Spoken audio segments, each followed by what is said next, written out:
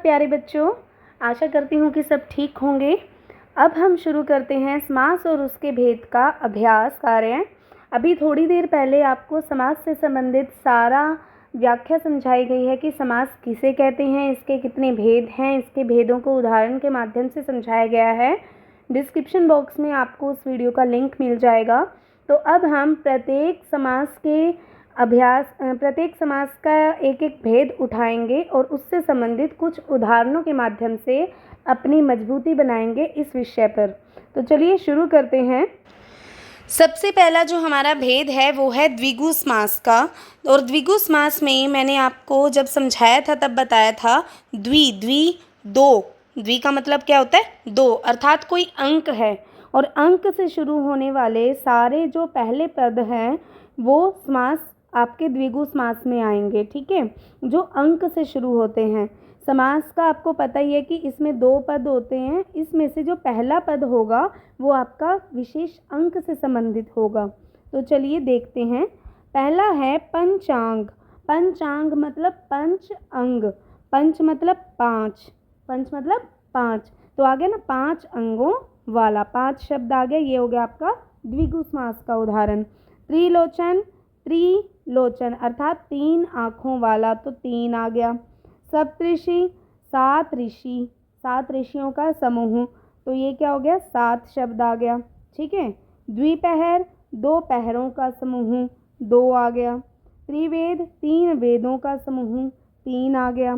चतुर्भुज, चार भुजाओं वाला, चार भुजाओं का समूह भी बोल सकते हैं, तो चार शब्द आ गया। एक वर्ष, एक शब्द आ गया। तो ये जो प्रथम पद हैं इसमें संख्यावाचक हैं। आगे देखेंगे। दशमुख, दस मुखों वाला या दस मुखों का समूह भी बोल सकते हैं।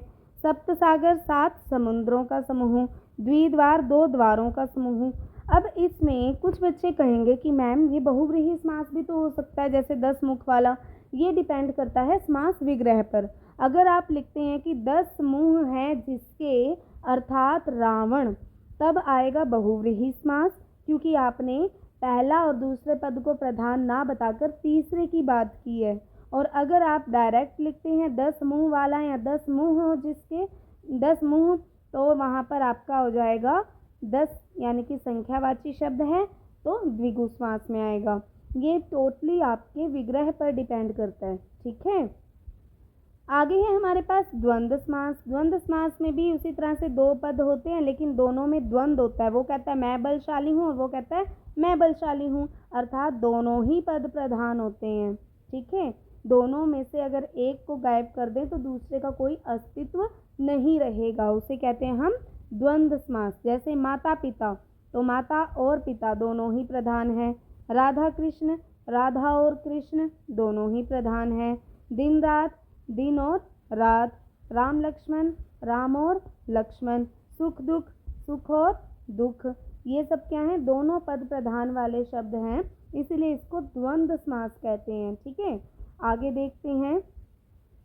आग पानी, आग और पानी। सर्दी गर्मी, सर्दी और गर्मी। राजा प्रजा, राजा और प्रजा। गुरु शिष्य, गुरु और शिष्य। स्त्री पुरुष, स्त्री और पुरुष। इन सब में आप और लगा सकते हैं, तथा लगा सकते हैं, या फिर या भी लगा सकते हैं। ठीक है। तो ये हो गया आपका द्वंद्व समास। द्विगु और द्वंद्व याद करना बहुत ही आसान है, बहुत ही ट्रिक बस आपने ध्यान रखनी है। ट्रिक क्या है? इनमें दोनों फेमस होते हैं। और ट्रिक क्या है? इनमें दोनों फेमस होते हैं, प्रसिद्ध होते हैं, दोनों ही प्रधान होते हैं। और द्विगु में पहला पद है जो आपका संख्यावाची होता है। ठीक है। चलिए अगले समास पर चलते हैं। आगे दिया है तत्पुरुष समास। तत्पुरुष समास के लिए आपको कारक पता होना चाहिए। तत्पुरुष समास का क्या उदाहरण है कि इसमें जो प्रथम पद होता है वो कारक होता है और दूसरा पद प्रधान होता है। प्रथम पद कारक से संबंधित होता है, इसमें कारक की विभक्ति जुड़ती है। ठीक है। नगरपाल अर्थात नगर का पालक। अब नगर का शब्द आ गया कर्ता ने, कर्म को, करण से, संप्रदान को के लिए, अपादान से, संबंध का के की, तो का किस में आता है? संबंध में। तो नगर का पालक अर्थात संबंध तत्पुरुष समास है। यहाँ पर कौन सा समास है? संबंध तत्पुरुष समास। ठीक है। जल जीवन, जल में जीवन, जल में जीवन किसका होता है? मछली का। में आ गया, में किस में होता है आपका? अधिकरण में, अधिकरण कारक में। तो ये क्या हो गया? में विभक्ति का लोप कर देंगे तो बन जाएगा जल जीवन, विग्रह करेंगे तो बनेगा जल में जीवन। तो ये जो में विभक्ति है ये अधिकरण में होती है, तो इसका उदाहरण का जो समास नाम होगा वो क्या होगा? अधिकरण तत्पुरुष समास। ठीक है। ग्रामीण अर्थात गांव में रहने वाला, यहाँ ग्रामवासी भी आ सकता है। ग्रामवासी, गांव में रहने वाला। अब में आ गया, फिर से अधिकरण तत्पुरुष समास हो गया। गृह स्वामी, घर का मालिक, यहाँ गृह का स्वामी। का शब्द आ गया, फिर से संबंध तत्पुरुष हो गया, है ना। रथ यात्रा, रथ की यात्रा, तो की शब्द आ गया, फिर से संबंध तत्पुरुष आ गया। बाल मित्र, बच्चे का मित्र या बाल का मित्र, तो ये भी संबंध तत्पुरुष आ गया। विद्यालय, विद्या के लिए आलय, यहाँ पर विद्या का घर लिखोगे तो आएगा संबंध, और अगर लिखोगे विद्या के लिए आलय की विद्या के लिए घर बनाया गया है, के लिए शब्द आ गया, तो ये हो गया आपका संप्रदान तत्पुरुष समास। कौन सा समास हो जाएगा? संप्रदान तत्पुरुष समास। पर्वत पुत्र, पर्वत का पुत्र, का शब्द आया तो संबंध तत्पुरुष हो गया। फिर उसके बाद है पुस्तक प्रेमी, पुस्तक का प्रेमी या पुस्तक को चाहने वाला। ये पूरा का पूरा डिपेंड करता है आपके विग्रह पर। अगर लिखोगे पुस्तक को चाहने वाला तो कर्म तत्पुरुष हो गया, पुस्तक का प्रेमी तो आ जाएगा संबंध तत्पुरुष। जल जहाज, जल पर चलने वाला जहाज, पर आ गया तो अधिकरण हो गया। ठीक है। कारक अच्छे से आते हैं तो तत्पुरुष समास तो बहुत ही आसान होगा। चलते हैं अगले पर। आगे दिया है कर्मधारय समास। कर्मधारय समास भी बिल्कुल आसान है। इसमें भी दो पद होते हैं और दोनों पदों में पहला पद होता है आपका विशेषण। क्या होता है? विशेषण। और दूसरा पद क्या होता है? जल्दी से बताओ।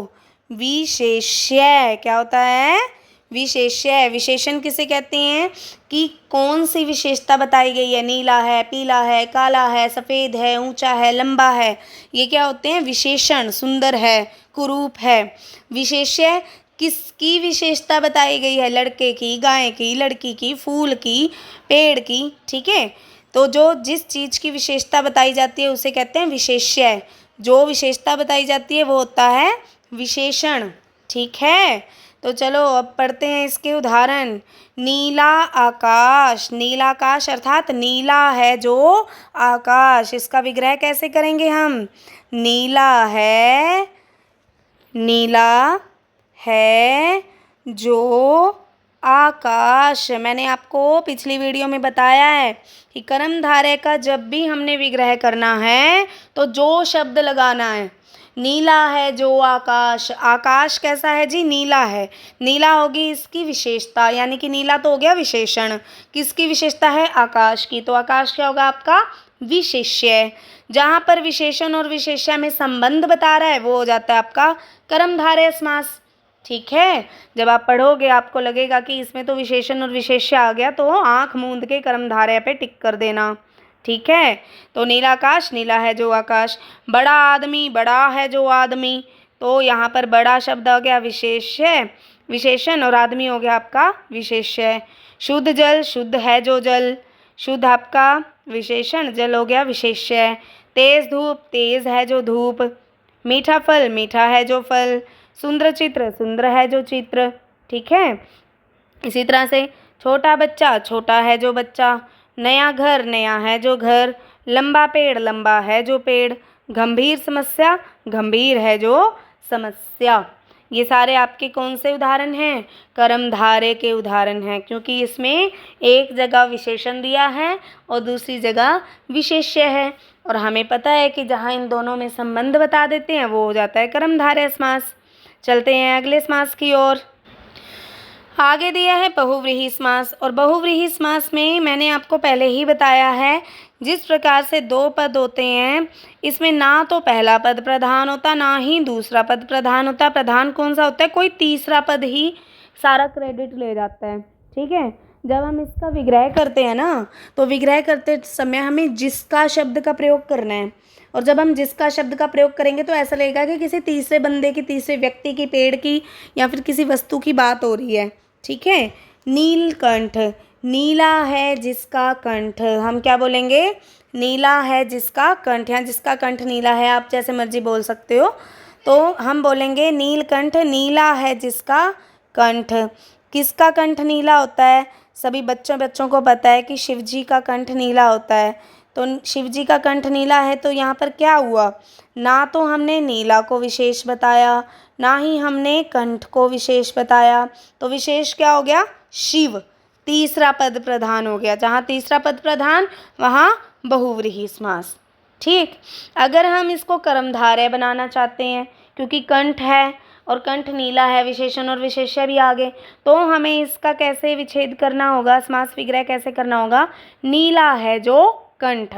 अगर हम कहेंगे नीला है जो कंठ, सिर्फ कंठ की बात कर रहे हैं, जो लगा दिया, तब होगा कर्मधारय। अगर लिखेंगे नीला है जिसका कंठ, तो होगा बहुव्रीहि। ठीक है। चंद्र नेत्र, चंद्र की जैसी हैं जिसकी आँखें, चांद के समान है जिसकी आँखें, अर्थात कोई सुंदर स्त्री या हिरण, हिरनी। ठीक है। तो यहाँ पर बहुव्रीहि समास हो गया। शत शीर्ष, शत मतलब 100, शीर्ष मतलब सिर, 100 फन वाला या 100 सिर वाला शेषनाग भी हो सकता है। तो शेषनाग विशेष हो गया, उसके लिए बहुव्रीहि यूज कर लेंगे। अष्टभुज, 8 भुजाएं हैं जिसकी, अर्थात दुर्गा माता। ठीक है। तो बहुव्रीहि। अगर लिखेंगे 8 भुजाएं, 8 भुजाओं का समूह, फिर हो जाएगा ये द्विगु। ठीक है, क्योंकि 8 संख्या होगी। ध्यान से सुनते रहना।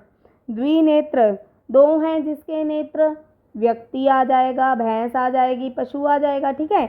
2 हैं जिसके नेत्र, अर्थात डाल के अगर कुछ विशेष बता रहे हैं, तब होगा बहुव्रीहि। अगर लिखेंगे 2 नेत्र, तो 2 नेत्रों का समूह लिखेंगे, तो होगा द्विगु। ठीक है।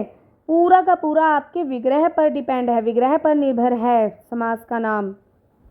आगे दिया है स्वर्ण मुकुट, स्वर्ण जैसा मुकुट है जिसके पास, या स्वर्ण सोने का मुकुट है जिसका, अर्थात महाराज या राजा। तो बहुव्रीहि समास हो गया। दुष्ट आत्मा, दुष्ट है जिसकी आत्मा, अर्थात किसी का भी नाम दे दो, रावण का दे दो, दुर्योधन का दे दो, या फिर कोई विशेष व्यक्ति लिख दो, तो भी क्या हो जाएगा? बहुव्रीहि। नवग्रह, अगर लिखोगे 9 ग्रहों का समूह, तब होगा द्विगु समास। अगर लिखते हैं 9 हैं ग्रह जिसमें, अर्थात ब्रह्मांड, ब्रह्मांड विशेष बता दिया हमने, तो क्या होगा? बहुव्रीहि। ठीक है। महाबल, महान है जिसका बल, अर्थात जो बड़े बल वाला है, अर्थात व्यक्ति विशेष। ठीक है। लोह पुरुष, लोहे जैसा दृढ़ पुरुष। ठीक है। अर्थात सरदार वल्लभ भाई पटेल, या फिर आप कोई भी पुरुष का नाम इसमें आप ले सकते हो, तो वो क्या हो गया? आपका विशेष हो गया, तो बहुव्रीहि समास हो गया। ठीक है। आगे आता है अव्ययी भाव समास। अव्ययी भाव समास में आपके पास शर्त ये होती है कि इसका जो प्रथम पद होता है वो अव्यय होता है। अव्यय किसे कहते हैं? ऐसे शब्द जो किसी भी लिंग, वचन, कारक, काल आदि के कारण परिवर्तित नहीं होते हैं, बदलते नहीं हैं। तो चलिए शुरू करते हैं अव्ययी भाव समास। अव्ययी भाव समास में आपको आगे जो लगे हुए शब्द हैं ये मिलेंगे, जिनको हम अव्यय कहते हैं। ठीक है। प्रतिदिन, हर दिन, इसका क्या होगा? प्रतिदिन का हर दिन। यथाशक्ति, शक्ति के अनुसार। उपयुक्त, ऊपर कही गई बात। सदा सर्वदा, हमेशा हमेशा। सम्यक रीति, यानी सम्यक रीति मतलब सही ढंग से, रीति मतलब होता है ढंग, सम्यक होता है सही। यथार्थ रूप, यथार्थ है जिसका रूप, या वास्तविक रूप में, एक बार, एक ही बार में। पुनः पुनः, बार बार। बिना कारण, बिना किसी कारण के। तुरंते, तुरंत ही। अब इसमें जो शब्द लगे हुए हैं ना बेटा, ये परिवर्तित नहीं किए जा सकते, और ये जो बनता है पूरा का पूरा शब्द अव्यय लगने के बाद ये बनता है, इसको हम कहते हैं अव्ययी शब्द। क्या कहते हैं? अव्ययी शब्द। जहाँ पर भी अव्ययी शब्द आ जाएं जिनको बदला ना जा सके किसी भी लिंग, वचन, कारक, काल के कारण, वहाँ पर होगा अव्ययी भाव समास। ठीक है। तो ये था आपका समास का छोटा सा अभ्यास, जिसको आप कर लेंगे तो आपको काफ़ी हद तक समास से संबंधित समस्या का समाधान मिल जाएगा। मिलते हैं अगले किसी व्याकरण के टॉपिक के साथ, तब तक के लिए रब राखा।